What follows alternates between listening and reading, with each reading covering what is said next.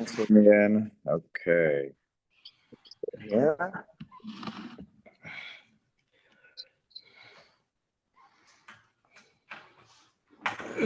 Okay. So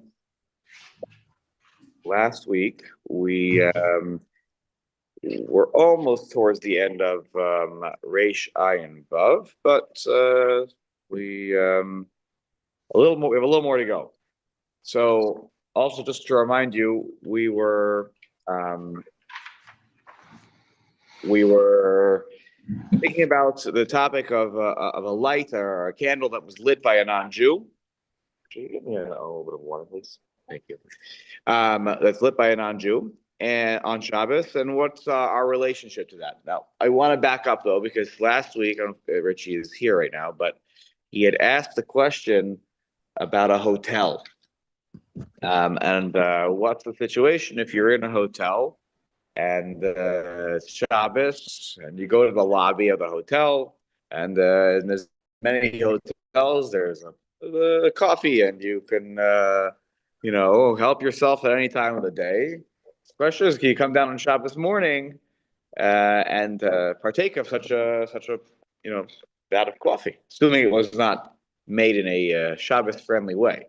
I don't know what the policies are in the hotels in Israel, but let's assume you're in Hilchot Shabbat, and this is not most of the guests in the hotel are not Jewish. Let's go with that assumption. So thanks, Aaron. So you could assume the coffee is made by Eino Yehudim. Oh, for sure. Let's definitely go with that assumption. For everybody. Yeah. Not for you. For everybody. Correct. So later on in several years, we'll learn in Shin Chaf Hey, because I told you the laws of Amir Lanachli are scattered throughout Hilchot Shabbat, and so you have to go much later when you're in the middle of the discussion of the Malachos of Shabbos to ask the question about where there it talks about certain other Malachos that if a non-Jew does it, can you partake in it? So there, the halacha says, "Pas she'af." This is in Shin Chaf Hey Siv Dalet. Pas she'afa eino Yehudi la'atzmo b'Shabbos yesh osrim v'yesh matirin. That if there is bread that's baked by a non-Jew for himself, he made it for himself, not for you. Can you partake of such bread? And there are those who prohibit, those who permit. And the Shulchan Aruch himself says, "V'shat hatzakol etzorech mitzvah." So if there's a great need, or there's something that relates to a mitzvah, like on Sudas Bris Milah, like there was a feast for the mitzvah of following the mitzvah of Bris Milah. Oh, l'tzorech birchas hamotzi, or you have no other bread to make hamotzi on. So then yesh lismoch al hamatir. Then you can rely on the matir, on the position of those who permit. But you can't pay them before Shabbos, he says. Rama adds, because if you pay them before Shabbos to bake the bread for you on Shabbos, then they're not doing it for themselves. They're doing it for you.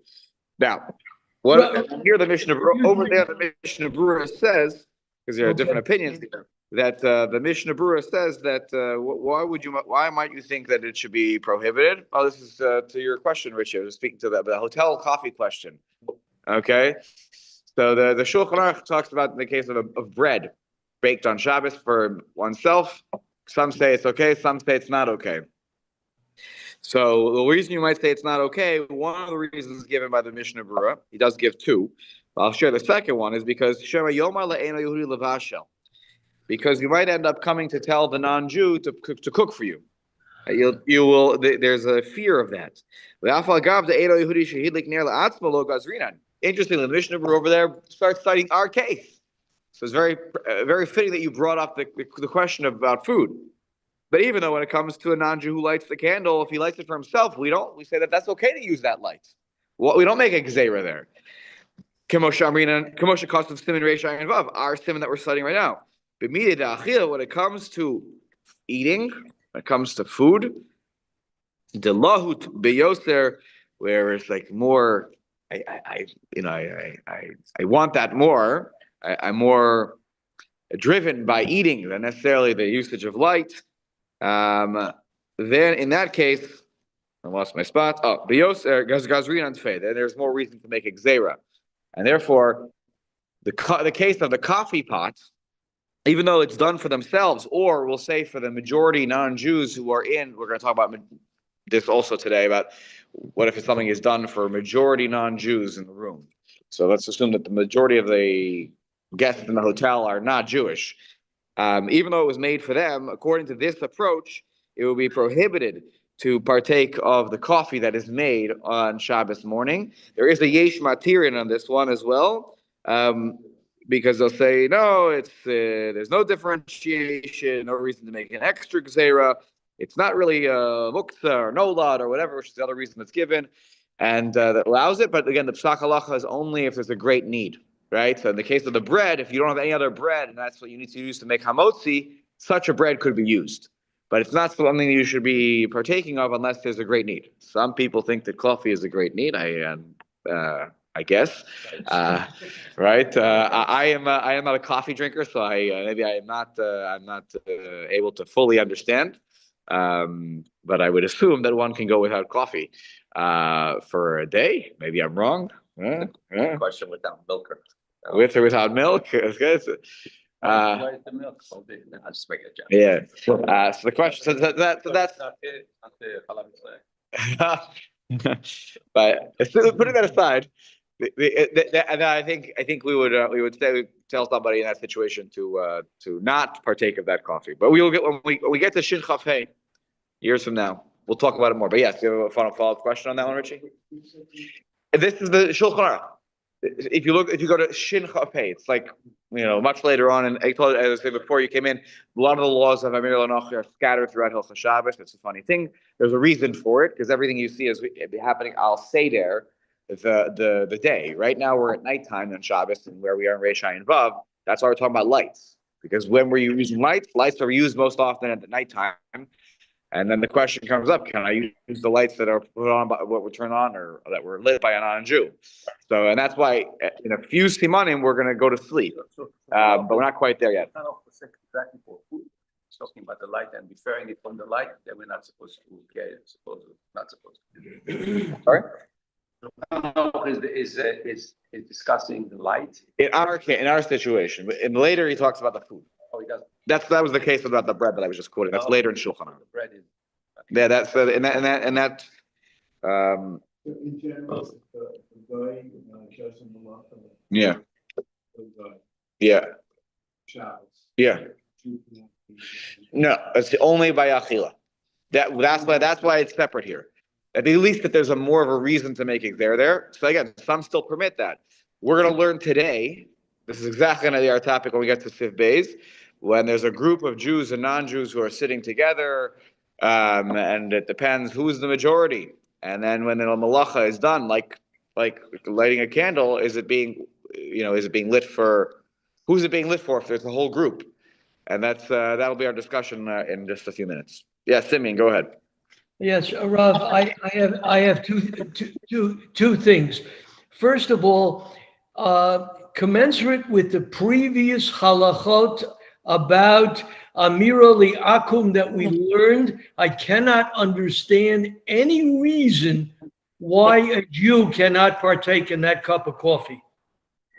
So the Mishnah Berurah explains that those who prohibit it there are two reasons. One is a nolad muktzeh, which I don't want to get into now because I think it will take us down the rabbit hole. No, but the second one I think is more we can understand. The second one, he says over there in Shin Chaf Hey, he says that Shema Yomar La'eno Yehudi Levashel, because you might then learn the next time. I'm just going to go directly to the non-Jew and say, can you cook this for me? Can you brew that? Or better yet, imagine that pot of coffee downstairs in the lobby is a little empty, and you go, you take the thing and you go, it's empty, by the way, in case you didn't know, it's empty. But Rav, you're assuming the Ena Yehudi is standing next to the pot. Supposing he has just 3 cauldrons, one for decaf, one for regular, and one for hot water for tea, and that's it. and you go and you take. Where is the transgression for going and having that cup of coffee? So again, the Mishnah Berurah then goes on and says that b'midei de'achila, when it comes to matters of food, he says the lahut beyoser, where we are. What's the right word for lahut? You're more excited to It's eat. more excited, right? You're more excited to eat. Food is food is not like anything else. We Jews know that a little bit too much. We treat food very seriously. So when it comes to matters of food, where it's like we're more excited, we're gazrin and tfei. There's more of a reason to make a gzeira and say, don't do this, because you might next time tell a non-Jew directly to do it for you. And therefore there's an additional gzeira here when it comes to matters of food. So it's not the brewing issue. It's not the brewing issue. No, it's not that it's here. There's an extra gzeira to not use it, because the next time you might make the mistake and go directly to the front desk and say, the pot of coffee is empty. Can you brew me some new coffee? But the brewing, Even though right now it's full and it's not a problem right now. Yeah, but I understand that. So you don't talk to the guy, you know the halacha, and Rav, we learned once a halacha: if somebody is sick and you want to have a little some food or a bowl of soup for him, and you say on Shabbos, and you say to the Eno Yehudi, make some soup for Moshe over here. He's very sick. And the Eno Yehudi figures he'd make twice as much because he's going to be nice to you and end up making for you as well. So ergo, you can't tell the Eno Yehudi to do what you yourself are not allowed to do directly. We learn. But here, I don't understand what you're tripping on. What is your concern from a halachic perspective? The concern, so let's do this one more time, and then we'll move on. And I'll add one more thing here in my extra comments over on the side of that page in this edition. There. Okay. My second thing is, where are you reading from now? I don't see. I'm later in Shulchan Aruch. I'm in Shin Chav Pei, and I'm just reading a comment from the Rav Shlomo Zalman Auerbach, which is on the extra Okay. on my edition. Where, and I just lost my spot though, here, where Rav Shlomo Zalman Auerbach says that, he says, finally, just like a person is excited to eat, so too, a person is excited to have lights on Shabbos and not sit in the dark. So he says, what's really the difference, says Rav Shlomo Zalman Auerbach? Why is the Shona Hadlakas Ner Me'achila? Because by Achila, because once you have a light that's on, a light is on, it's on. I'm excited to have another light. Light is a light. But he says, Mashen came ba'achila, sha'achila rishona, goreret achila nosefes, as we all know too well. It starts, it's like the Pringles commercial. Once you pop, you can't stop. And you need another one. So you need something else. So because there's more achila that results from the first achila, therefore we're more strict when it comes to matters of achila. That is not done for you. It's done by the Jew, non-Jew for himself. That point from is almost like it's very important for automatic lights and things like that. That I'm not going to need it. You're saying? Yeah, more yeah. So they're already done. Actually turn on. Like extra light was useless. It wasn't like actually so helpful. The extra light that goes on in a room. Yeah. That might be why if an extra light goes on in the room by a non-Jew. Yeah. Oh, for sure. That's ner le'achad ner lemea concept. Even for even for a Jew. Yeah. At least this is what I heard from Rav Yitzchak Schnell. Like, yeah, he would say that if the extra light would go on, if the extra light would go on, then it would be no issue because there was already light in the room. Because there was already light in the room. I've heard that before as well. That once there's already once there's already some light, then and if other light ends up going on, however it went on. Yes. Okay. Good. Excellent. So now let's go back to where we were. Reish Ayin Vav. So we had last week we had introduced this concept of ner le'echad ner lemea, that once you have a light for one person, it's a light for 100 people. All the people sitting in the room benefit from the light. By the way, this is a concept that makes a lot even more sense nowadays, because our lights, I turn the light on here for one light. If a non-Jew one of our staff that's non-Jewish is in this area, and they turn on the light in this part of the social because they're sitting down and having their breakfast on Shabbos. Well, they're doing this for themselves. Ner le'echad, ner le'mea, right? When you turn it on for one person, it's a light for 100 people. It's so that's what we talked about last week, and we talked about there's no chiluk. Whether all this calculations, all these discussions happen in the house of a non-Jew or the house of a Jew. All these halachos are the same. So now I believe we were up to Sifkat on Tes, if I'm not mistaken, in the Mishnah Berurah, and this goes back to a comment of the Shulchan Aruch that v'hu adin la'osem medura letzarko letzorach cholev, that if a non-Jew lights a medura, like a fire, okay, not a candle, a fire. Like medura is often a word for a bonfire, right? So imagine that they light a fire or the fireplace, and they do it for themselves, or they light a fire letzorach cholev for a Jew who is sick. Okay, and we talked about last week a little bit that if a Jew is sick, certainly if it's yesh bo sakana, forget it. Even a Jew could violate Shabbos for them. If it's ein bo sakana, but they're a chola, so they're a non-Jew can do certain things for them. We'll get to a siman later in Shulchan Aruch also that talks in great detail about all the things that a Jew can do, a non-Jew can do when there's a chola situation. He lights like the fire for him. So what happens if he's lighting it for himself? The non-Jew lights a fire for himself, not for you, not for any of us. Oh, Can a Jew come along and benefit from this? There was a malacha that was done on Shabbos, so he says the same halacha that we mentioned before applies. That if it was lit, basically, if it was lit for the Jew, can't use it. If it was lit for himself, then I can use it. So now he lights it. He warmed himself by the fire, or he was reading a book by the fireplace, whatever. Now I come along and I sit there.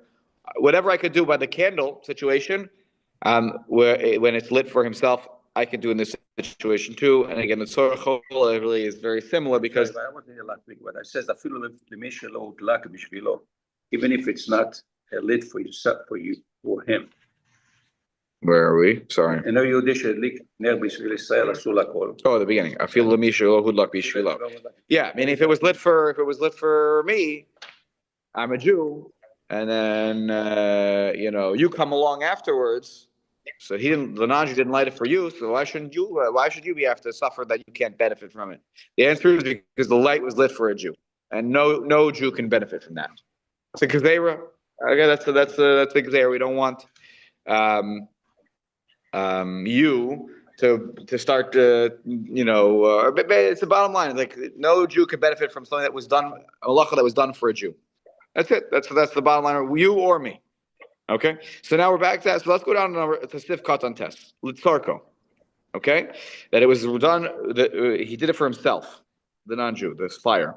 The mutar l'chol Yisrael hischamim va'afilu hu makiro mishum de medura ktana nami michamemes harbe anoshim. V'have kamoner dener levechad ner lemea. Okay. Oh, because and one of the things I forgot. I'm sorry. Before I even translate, let's go back to the Shulchan Aruch. Continuing there, v'yesh oster b'medura. Right?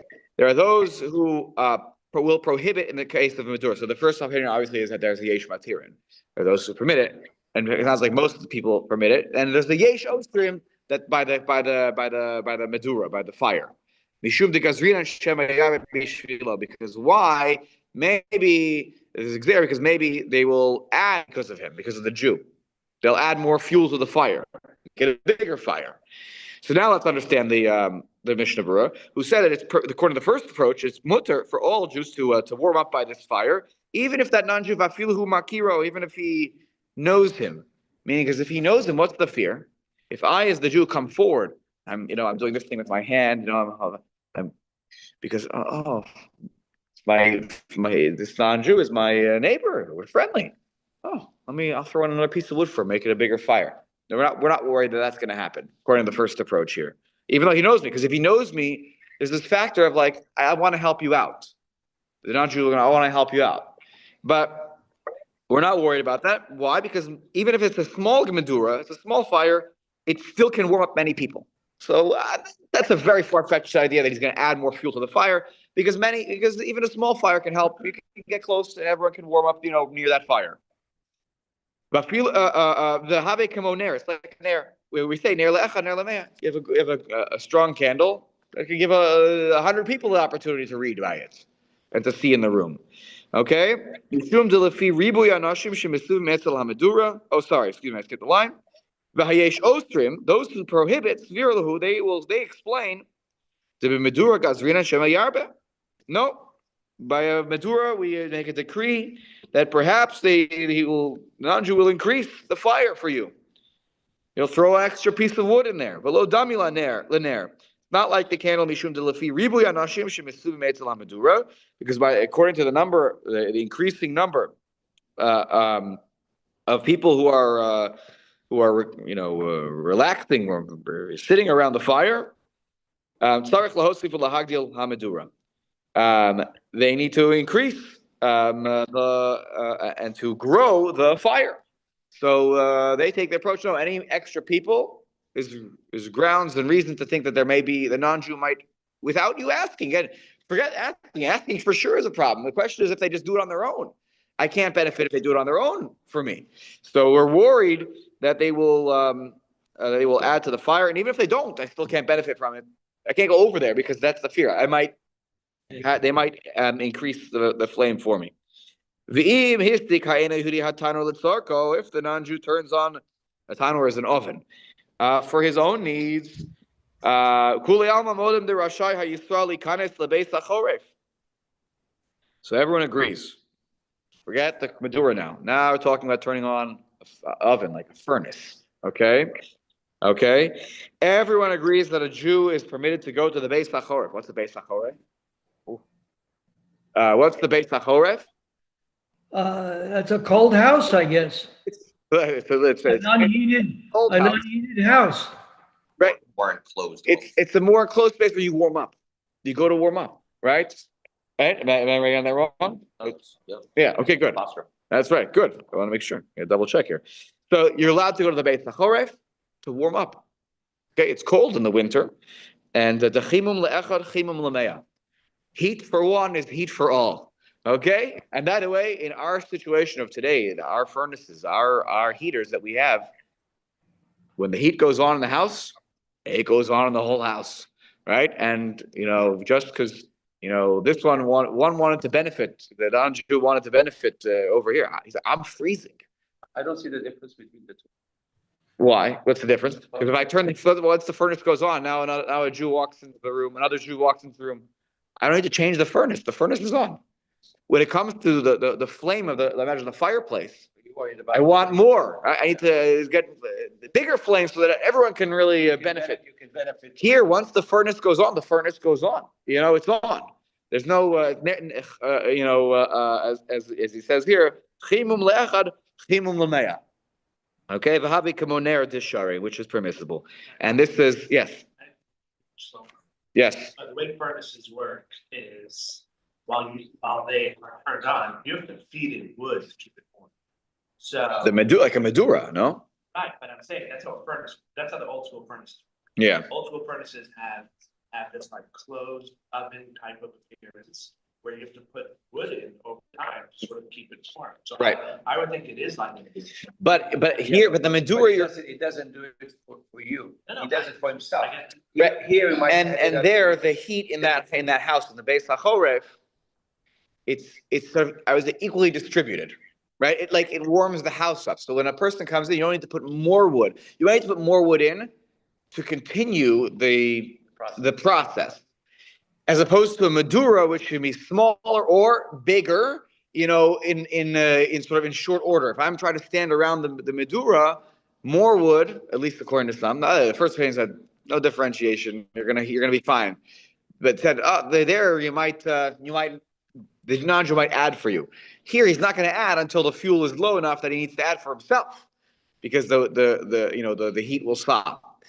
And I would add in our situation today, I'm saying in our house, in many of the homes that we live in, when the heat goes on, it goes on, it distributed equally across the whole house. And there wouldn't be like this reason, a Jew walked in.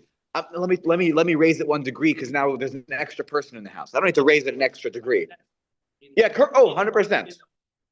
Oh, correct. Yes, you need to fuel the fire with wood, 100%. No, but there it would warm the house. Yeah. Going through this all the time, it just puzzles me. Yeah. How did they ever come up with a Shabbos goy? I mean, everything in here contradicts the idea of a Shabbos goy. Yeah. Yeah, they had it in Europe, they had it here. I'll tell you why. Because actually, with the case we just kind of mentioned, I have no idea. I don't actually know the history of this situation. But one of the areas that you were allowed to get a non-Jew involved is when you're talking about a situation of chole, and then there's a concept called hakol chole etzel hatzina. Everybody's considered sick when it comes to being cold.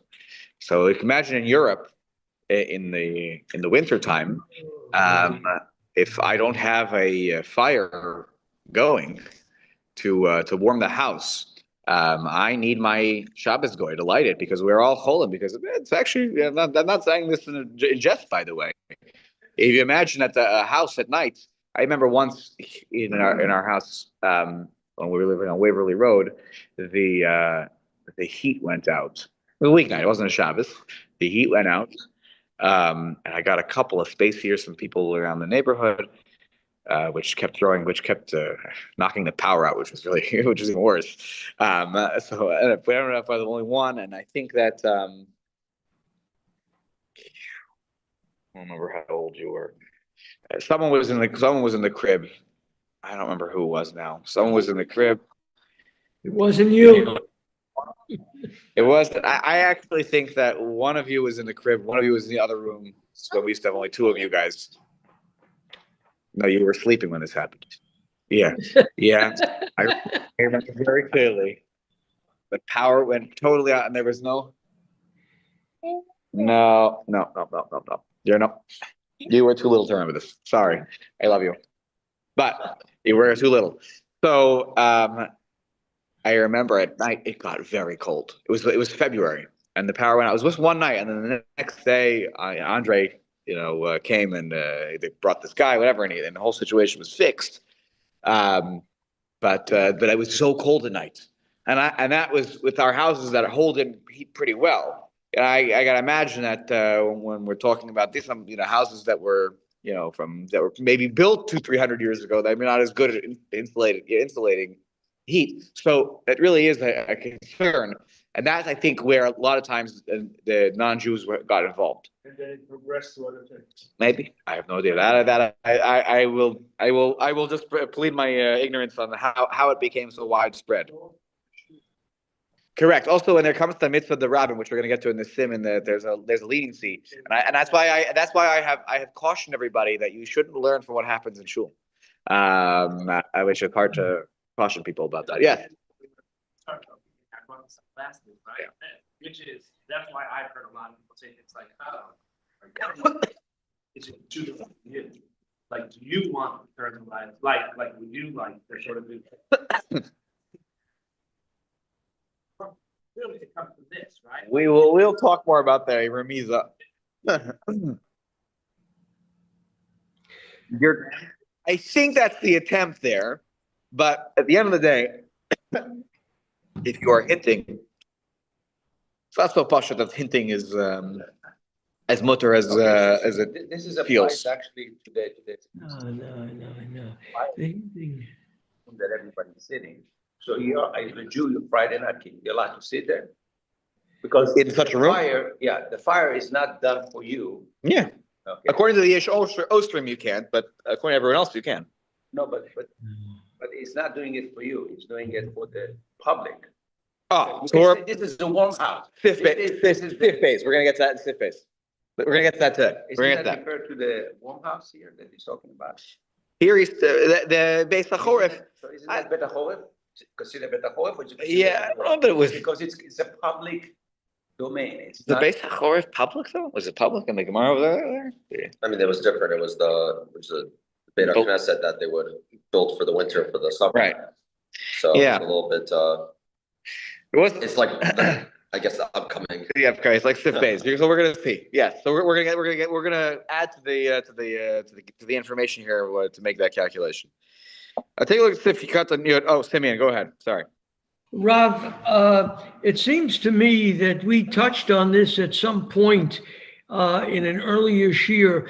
If, for example, everybody is sitting in shul, there's 100 people there or 200 people, and the lights all go out, Yeah. you can go to the superintendent or the caretaker of the building who's an Eino Yehudi and actually tell him to please come and fix the lights.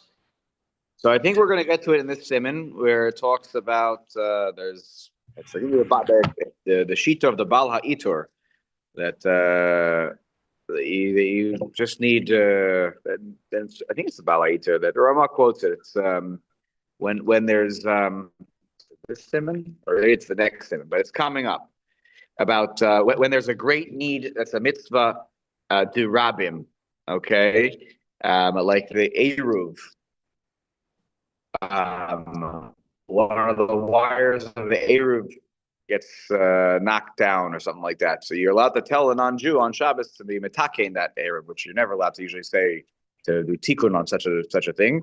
Why? Because it's a mitzvah the Rabbim. And so you tell them, hey, please fix this. Otherwise, you know how much Hilchot Shabbat there's going to be? Nobody even knows that the Eruv is down right now. So, and other mitzvah, the rabbim situations that might take place in the shul, like you're mentioning, Simeon, there's going to be some room for leniency. Okay? So we'll get to that.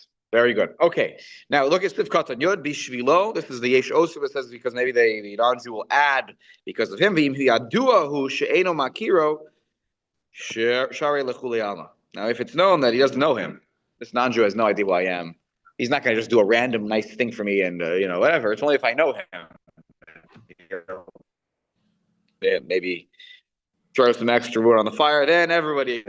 So just any random people, no reason to apply the gzera there, and you can go ahead and use the light or use the heat from that medura.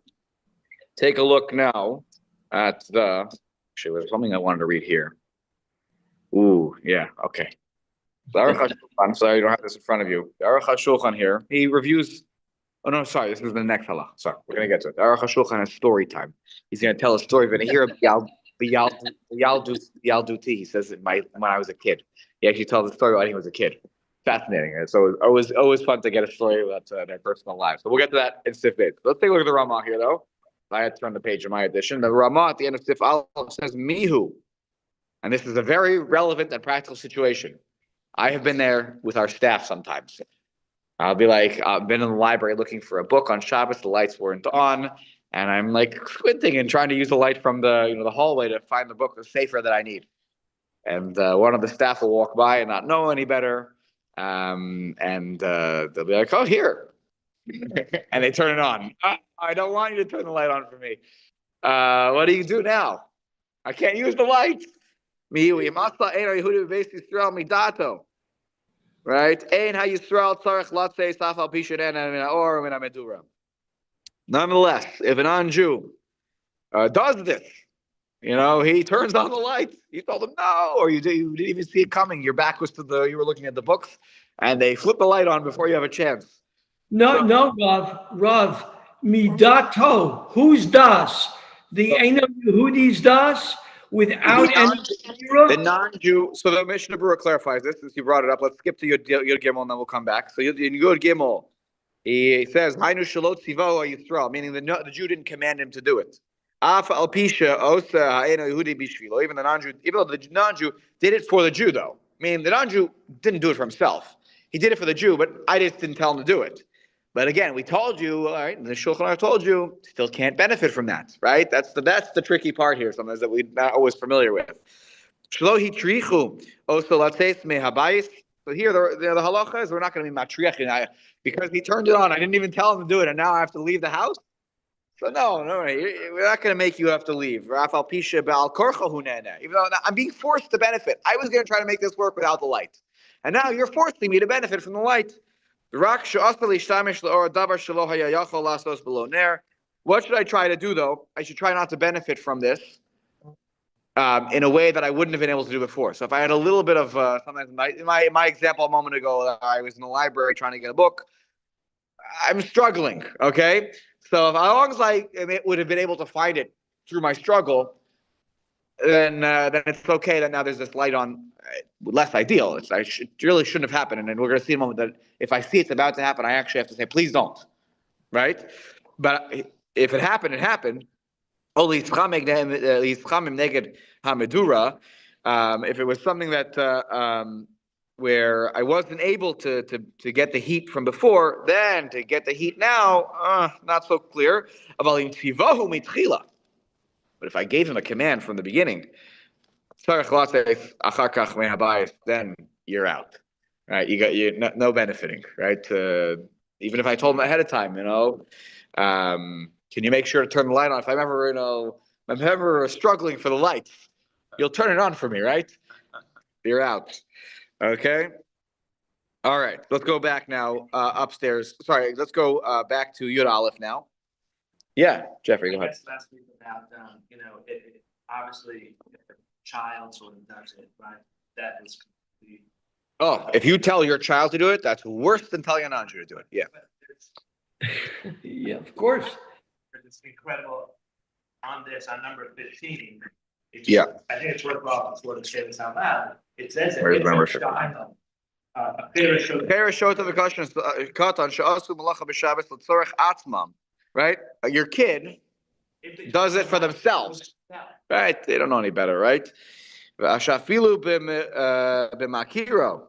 This is actually pretty interesting, right? You're allowed. The Be'er Halacha says in Shin Chaf Hey, Ashafilu b'makiro muter. Right? If a kid does it, I think it's pretty. then Incentive to not teach your children. below choshishim sheba yarba b'shvila. We're not worried sheba yarba b'shvila. Right? Because kids are only thinking about themselves. They wouldn't add more. Not you guys, of course. Not you guys. Right. So if a kid turns on a light, doesn't know any better Hilchot Shabbat, right? You can now go into that room and benefit from that light according to the Be'er Halacha and Shin Chaf Hey. Wow. Okay. Thank you for spotting that. Okay, you heard it here first. I wasn't my head there. Okay. That Yeah, no, I hear. This is black on white here. that's tough. That's tough. The kid did it. They don't know any better. They did it for themselves. I feel like once a kid, it's interesting. What would be the status of a kid knows better, turns it on anyways? Because they're not allowed to benefit from that. How do you have the right to derive hana from his mistake? Yeah, because a kid is the age of their higiyah lechinuch, right? They're a 10, 11-year-old child who understands that you're not allowed to turn the light on Shabbos. Are you allowed to turn the light on Shabbos? No. Okay, thank you. Right, you're not allowed to turn the light on Shabbos, right? So if a kid does that on purpose, right, I get it. A 3-year-old walks in the room. By the way, this does happen in my house, right? When these guys were 2-3 years old. They would sometimes I'm still in bed, and they're going out into the kitchen, and whatever. Occasionally the lights are on, most of them, but sometimes some lights are not on. And I come out, Shabbos morning, I slept a little bit longer, and well, this light's on, that light's on. They didn't know anything better. They don't even know what day it is, Yeah. So according to this, you can benefit from that. Wow. You're right. It's like a disincentive to tell your kids not to do certain things. Okay. Never teach your children, right? That's I guess that's the wrong lesson to learn from this, right? Okay. Be the title of your share. Right. Okay. So now let's go back to Yud Aleph. No. So this is very important though. Pay attention carefully here, folks. This is only after it's been done. The non-Jew already did this. What am I to do now? Nothing I can do. It's over. It's done. The action was done. I can't do anything anymore. So we're not going to matriach you to kick you out of the space. You didn't even do it. But before they leave, you should tell them next time. Actually, the laws of Shabbos is confusing, but actually, next time in the situation, don't turn them on for me. I'm not allowed to actually really utilize lights that are turned on for me. It's an awkward conversation, maybe. They try to do something nice, and here you are, like saying, "Don't ever do that again." So you have to find the right way to say it, but you're really supposed to be warning them or to let them know, like, actually, please don't turn on the lights. Like going forward, like in a situation that well, let's say I wasn't having my back to them. Let's say I see they kind of come in and they come over and I see they're going for the lights, or they ask me, "Can I turn on the lights for you? You look like you're like struggling over here, right?" They want to light the candle for you. Oh, Lasas Samaduro, they want to light the fire for you. No, please don't. Please don't. No, don't do that. Right? I know you're trying to be nice, but Hilchot Shabbat says you can't. Right? You're actually supposed to protest them doing it if it's beforehand. You are supposed to tell them, no, don't do that. Okay? Haven shehaner va'etzim shel Yisrael. Right? Just by the way, especially in the shul or in my house, these lights, this belong to us, right? It's not like they're using their wood for the fire. Like even then, by the way, that's not you. I don't think you can get benefit, but certainly it's ours. Oh,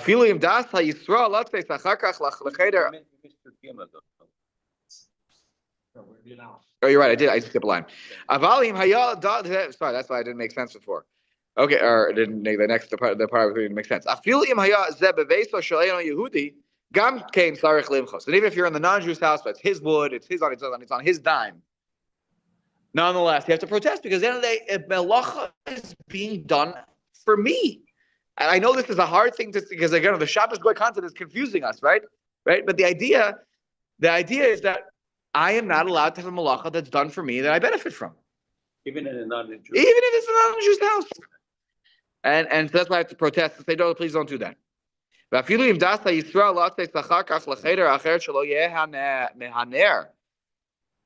if the Jew has in mind, okay, well, if he lights it, I'm just going to go to the other room. Like, if he does it, I'm going to go. So you're preventing him from doing his work. I mean, it's from no, he's going to do it. He's going to do it. He's going to do it anyways, right? So I'm going to leave. Like, let him do it. It's fine. I don't care. I'll step out of the room. Gam kein tzarich limchos. Still have to protest. Okay? The chos became a base Israel, obviously, all the more so if it's in the house of the Jew. Right? I have to protest. You cannot. He's the non-Jew benefits from it because it's turning it. And even so, but right now, the reason he's turning on right now is for you. Yes, he will benefit from it, but he's not doing the malach. The lighting of the flame to light the candle is being done for you. The malach is being done for you. If he were lighting it for himself, that's a different story.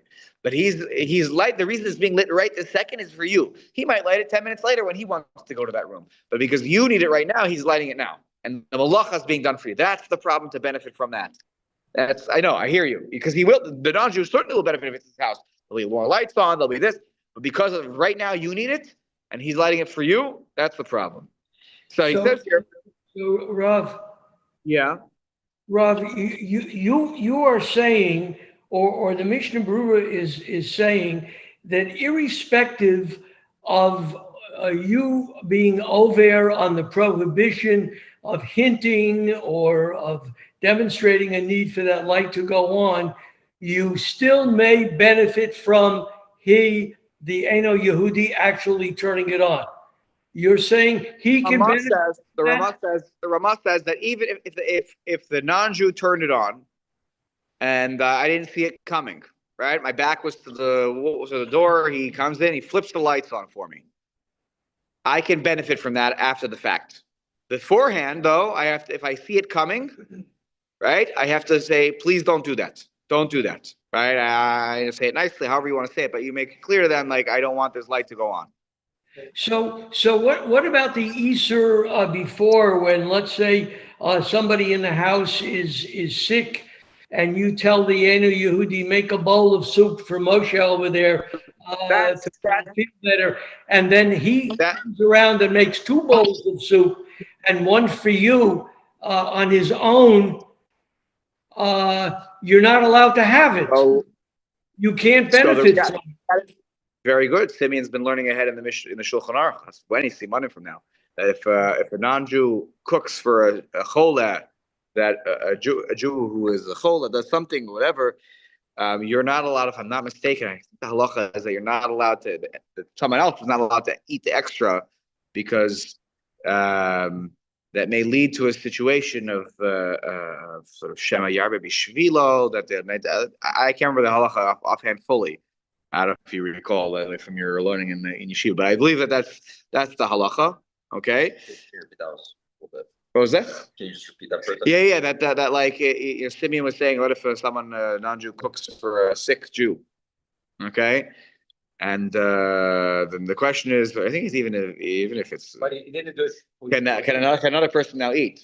You know, I think the answer is no, if I'm not mistaken. I think the answer is no. Cooking for him. It's not- The answer the way I learned it was no, and it seems to me that what we learned today about coffee and what we're learning now, as long as it was already done, you can stay in the room and benefit from the light, seems to be a contradiction. Well, again, I would leave achila in its own category because we are more excited about eating, and we have a different mentality, a relationship between eating versus other activities. So the lights, the halacha relates to lights.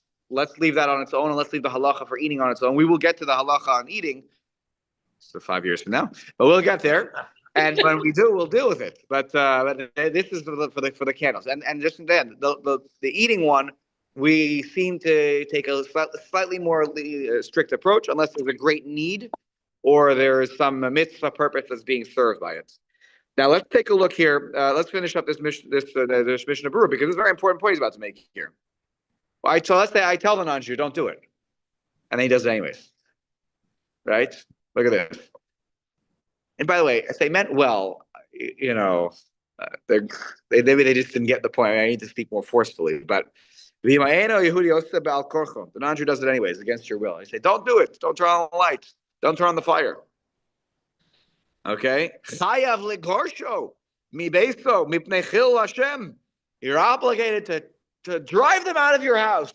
You have to kick them out because they're causing a chil Hashem, a desecration of God's name. You know why? Because when your uncle walks by my house on Shabbos, it's Friday night, he's walking from his meal he was eating by by Shmuley over the street, and your uncle walks by my house. Mara Zion. They're gonna say, "Look at this guy. Not that he did the malacha himself. He tells his non-Jewish worker in the house to turn the lights on. Like there's nothing. He's in the Jew's house. There's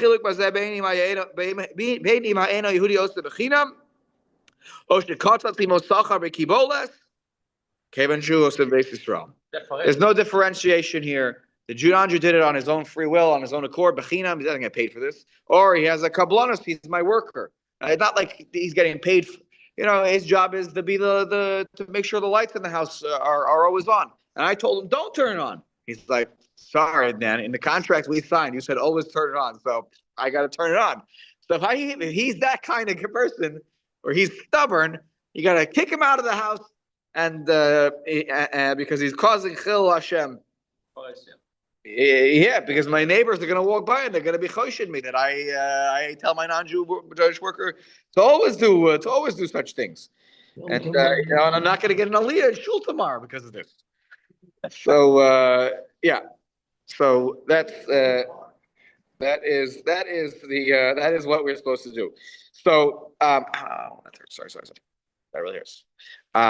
Okay. Anything I wanted to add here about the Chayav Limchos? I think that's it on that point. Okay, let's go to Sif Bey. Sorry, we finished Mishnah Berurah. 3 more points. Yud Beis and then Yud Dalet. Yud Beis, Beis Yisrael. Right. This is they're talking about if the non-Jew does this in the Jew's house, midato, because he wanted to do it. The non-Jew wanted to do it. The Beis Yisrael lav dafka. Doesn't have to be just in the Jew's house. Here's your hotel situation. You're in some sort of hotel that's owned by a non-Jew on Shabbos. You are there. If I'm in the hotel, it's like my hotel room is like my room. So I can't go, or I'm in a shared space in the area, right? I don't think the hotels of their day are like the hotels of our day. They probably had some common areas where people would hang out. Then you probably had your own private room to sleep. Today, I don't know if we hang out in common areas in hotels quite as much. Yuzu? All the time? The lobbies are great. Oh, I just think, you read in the lobby? Okay, you guys are different. I'll take from you guys. When I'm in my hotel, I go, I don't know, I fall asleep to whatever at the sports center or whatever. Okay, all right, fine. So you're in a common area in the hotel. It's a non-Jewish owned hotel. This is not, you're not in Eretz Yisrael. Different story if you're in a hotel, probably a Jewish hotel. Oh, okay.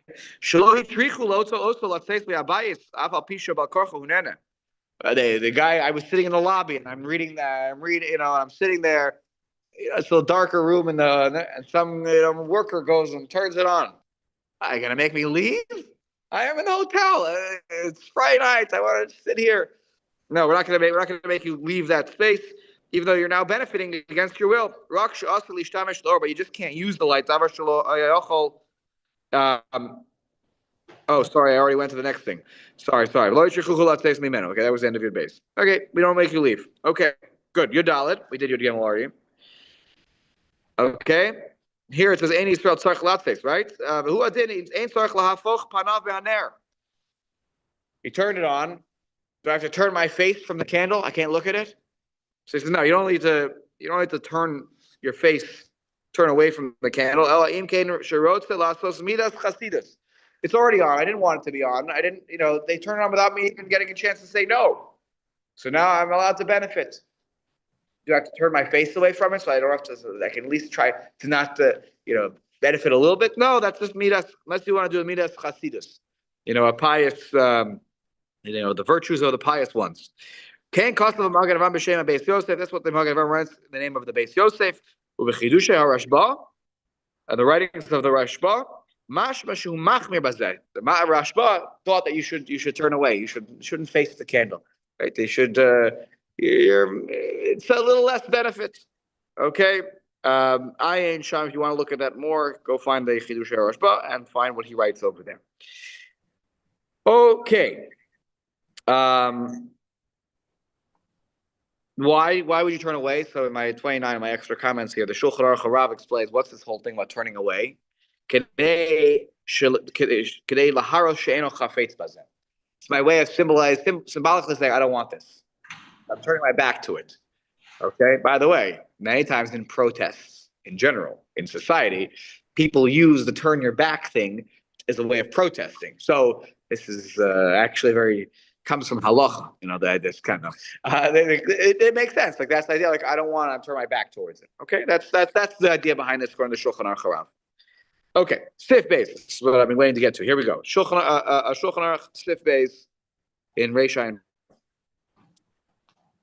All right, upstairs here. Second line. Yisrael v'enam Yehudim shesebu yachad v'hidlik eno Yehudi ner. So Jews and non-Jews sitting together. By the way, interesting word here, sebu. What is haseba? That means reclining, right? And it's a loaded halachic term. When you recline together, you're in it together, right? That's why three who are reclining together, mizamnin ke'echad, they make a zimun, right?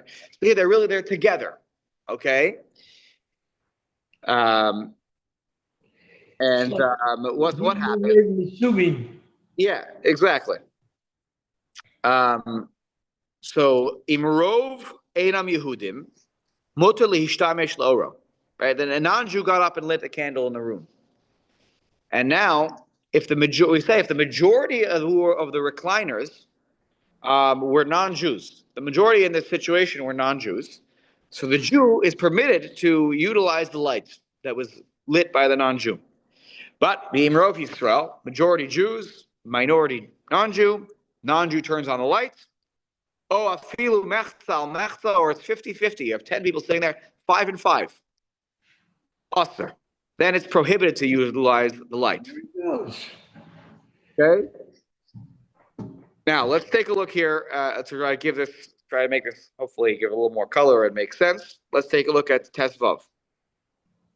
And now this will hopefully help us hone in on what is exactly the problem here. Okay, because the problem is not that the light is simply on at the end. That may be a symptom of the problem. That may be the aftermath of the problem. The problem is the malacha. The malacha being done. Who is it being done for?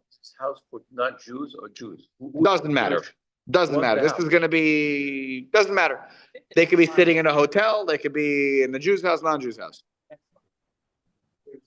So let's read that next line then.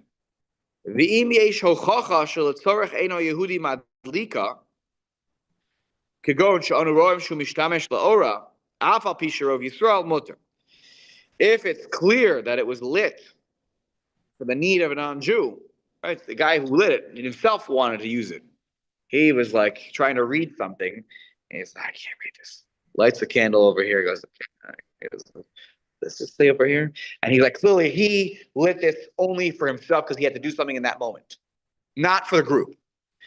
Then, and we see he's using the light right away. Like he is immediately using it. Mishtamesh l'ora. Even though the majority of Jews around there, then it's mutter. Because then it's clear. Why? It goes back to Sif Aleph. That it's Litzorko. It's just a case of Litzorko. Then it's like he lit it for himself. The situation where we start talking about who's rove, who's, mechza, is it's being lit for stam for the group. And then that will help us determine for whom was the malacha done. If the malacha is ever done for a non-Jew, it's always mutter, right? Even if it's Rov Yisrael. But if it's just stam lit, then it matters. The numbers matter. Numbers and halacha matter in a situation like that. And by the way, it's not just here. You just finished your day, right, Rabbi Schneider? Right? Okay. So in your day, they make you do the mechza al mechza, if you find a piece of meat and there are 10 chanuyos around? No, right? that wasn't one of That way they didn't make you do that one? So they changed. 10%. In 10 years, they've changed the what you have to know. Because that simon is not so practical. But Rabbi Weeder made us learn that simon. I mean, we learned it, but it wasn't on the Bechina. What's on the Bechina? Okay, so you learned it. Okay, so you learned that. Okay, so you learned it, right? There's a piece of meat, and there are 10 stores, one kosher store, one kosher meat store, and there are 9 other treifa meat stores, right? What's the halacha? Actually, that's actually a bad example because there we say that We're saying that's actually a bad situation. So actually, I shouldn't have used that. But my point in you bringing that up is that numbers matter when it comes to the idea of majority matters because it will define why, for what is something done? What is the purpose of it? So here, let's look at the Mishnah Berurah now. He's going to explain this with great depth. So hopefully if you have questions, he'll give us some color to this. Tesvav, Imrov Einam Yehudim, Demistama Adaita Deruba Ka'avid. When you do something in halacha, you do it for the majority. Right? It's like a democracy, right? Who passes the laws? The majority passes the laws, right? Right? They don't do it for the minority, they do it for the majority, right? The mistama adaita deruba kavod. They're doing it for the majority. Okay? Then what happens? A bunch of Jews walk in the room, and suddenly it's majority Jews. Doesn't matter. And now they are more than the non-Jews. Or the non-Jews leave, and it's only Jews left. The same calculation is the opposite way. If it's majority Jews, at the beginning, and the light goes on, it's usher. The Jews leave, and there's only maybe one Jew now left. One Jew walks in. The non-Jew has to tell, by the way, the mat was lit. There was a majority of Jews in here, so you can't use it. Okay, whatever. I don't think the non-Jew is going to bother telling him that, but you get my point. Okay. No. So it all comes down to who was the malacha done for, and if the majority. And by the way, now I'll make it ridiculous, and hopefully that'll make the point. Let's say you're in a space with 1,000 people, 999 of them are non-Jews, one is a Jew. Someone turns on the lights in the room. Who would you say, who was it lit for? Jews or non-Jews? Non-Jews. 999 of them. I could play the same game. What if it's 998 and there are 2 Jews? Right? We could keep going down this game. We follow the majority. The majority is who it was lit for. So the halacha was performed for non-Jews. That's what we assume because they are the majority. So the Jews in the room can benefit from the lights. Correct. Unless it was lit by one person for a particular person. If a non-Jew lit a light for the one Jew who was in the room because he needed it for something, then it's also for the Jew, even though there are 199 other non-Jews. Okay, now take a look at Tez Zion. Mechza al mechza. What about the 50-50 case? Right? Let's say there are 4 people in the room, 2 and 2. Why is it usher? Why not say it's unclear who it was lit for? Right? It's not clear it was lit for a Jew. Hatam mishum deleka lemekam Allah lemilsa. In bishvila eno Yehudi avid or bishvila Yisrael avid. Remember, avid in Aramaic is asa in Hebrew. Just to give you context here. Okay, just in case of translating in your head is going along here. Right? The reason it was done is not, is not, you're not able to establish for whom it was done. Was it done for the non-Jew or the Jew? It's unclear. It's mechza al mechza. It's the rare situation of I can't determine who it was made for. It's not clear that it was for the Jew, but also not clear for the non-Jew. So therefore, mechza al mechza it's a no-go. Some people say that the reason mechza al mechza is a problem is because you'll say it's done for both, because a tie. Right? We don't say, we don't give it to one side. We say it's for both. And therefore, it's also because it was done partly for a Jew. Okay. Take a look at Yud Zayin. Shelitzorech Eino Yehudi. This is talking about if it's clear that it was done for the non-Jew, even though there are 999 Jews in the room and one non-Jew, but the non-Jew took it or not because he needed it for himself. Okay? As it says at the end. By the way, same goes if that non-Jew lit it for another non-Jew for a particular reason, same halacha. Because it was lit, the malacha was performed for a non-Jew. It's all about who was the malacha performed for. Okay? But if we know that in his mind he also did it for Jews, then it's awesome. Okay, in Kasav Magen Avram, in the Be'er Halacha, the Chavetz Chaim speaks at more length about this topic. But he gave us basically what the summarized halacha is here: that if it's done for a Jew also, then it's a problem. Then it's a problem, even if the numbers don't, wouldn't suggest a problem. It's also done for a Jew. It's a problem. Okay, it's only when it's lit stam that the numbers matter. Someone stam turns on the lights. Because whatever. We need lights in the room. Who is it lit for? That's when it becomes a question. Okay. Yurchet shu mishtamesh la'ora hainu miyad. That's why I have to be very careful here. When does that non-Jew who turned it on for himself, he's using it right away, miyad, immediately. He's using it in 5 minutes, then he didn't turn it on for himself. The malacha wasn't performed for himself. Then he was doing it for the group. Then it's a numbers question again. But if it's right away, he's struggling to beat something. He grabs the chain on the light. Then we see he needed it for himself. Then we can use the light, no problem. But he has to be using it miyad right away. Okay. Take a look at Yud Tes. Af al pi sharov Yisrael. And then then it's motor. The mistama shehidlik mitchila. Nami ha'ikar adaita didei avid. Because why mistama? When he lit it at first, he did it for himself because he's like, what's going on here? Even though he knows it in his mind, he might also know, like, okay, everyone will be able to use the lights though. Because why? Ner le'echad, ner le'meh. Now, because we're going to apply the concept of ner le'echad, ner le'meh. Since he's turned on for himself, great. This light works now for 100 people. We don't have to. We're not worried he's going to now go on turning on more lights.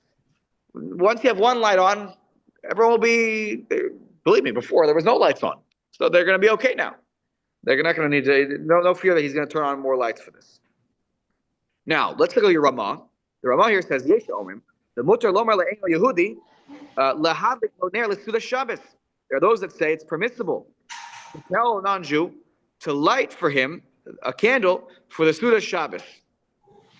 The Svira lay the mutar amir l'nochri amir le'eno Yehudi afil b'malacha gemur b'mkom mitzvah. Here we are. We're getting to our famous Shabbos goy heter. Okay, so there are those that permit this. You see, the Ran is the one who's quoted here as having in the name of the Itur. See, I got it right. This is the Baal HaItur, whom this leniency is quoted. I don't need a double derabon on here. This is Mako Mitzvah. is a mitzvah, and I can ask the non-Jew to do it for the mitzvah. Now let's look at keep going on the Ramah. She'al pi.